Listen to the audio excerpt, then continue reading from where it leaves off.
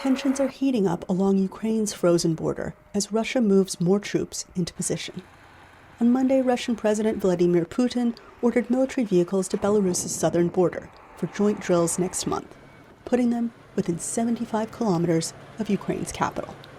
The Biden administration stands ready to respond alongside its NATO partners, says Press Secretary Jen Psaki. While we can't get into the mind of President Putin, we are seeing the preparations that they're making at the border. We have been very clear, and the president has been direct, that military action by Russia could come at any time. He said that last week as well. So we have been in conversations and discussions with Eastern Flank countries. American reactions include alerting 8,500 troops to possible deployment to other NATO countries and evacuations of some staff at the U.S. Embassy in Kyiv. U.S. President Joe Biden has not spoken on the matter in several days, ignoring questions shouted his way on Monday.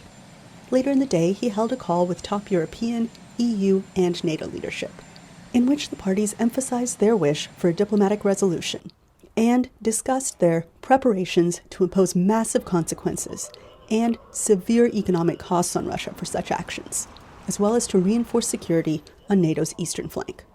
Meanwhile, Ukrainian forces are readying for an invasion and questioning the diplomatic process between the U.S. and Russia.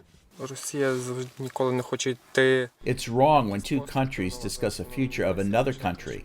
We also should take part in those talks. Russia watchers say Russia is trying to negotiate Ukraine's future without involving Ukraine, which hasn't been present in many of the high-level talks. But analysts don't think conflict is inevitable, partly because of the diplomatic efforts led largely by U.S. Secretary of State Antony Blinken.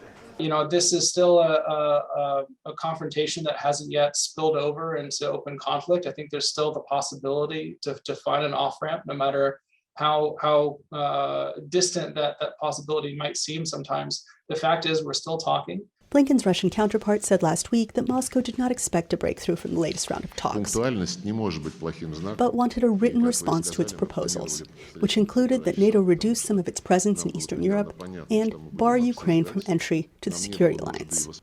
Some Russia analysts say Putin is playing a long game. Putin is a judo enthusiast. And in judo, you very rarely win. Contrary to the stereotype, you very rarely win by a throw. You win by the accumulation of points. There's no knockout. He hasn't won. But look, he probed NATO, right? He tested it. And NATO showed a great deal of wobbling and disjoint, right? Every time he does something or says something, the American president rushes to respond or call or schedule a summit. And there's so many other points that accumulated this way. And there's no doubt that he's winning. Meanwhile, at the Russia-Ukraine border, the wheels of war are turning. Anita Powell, VOA News, Washington.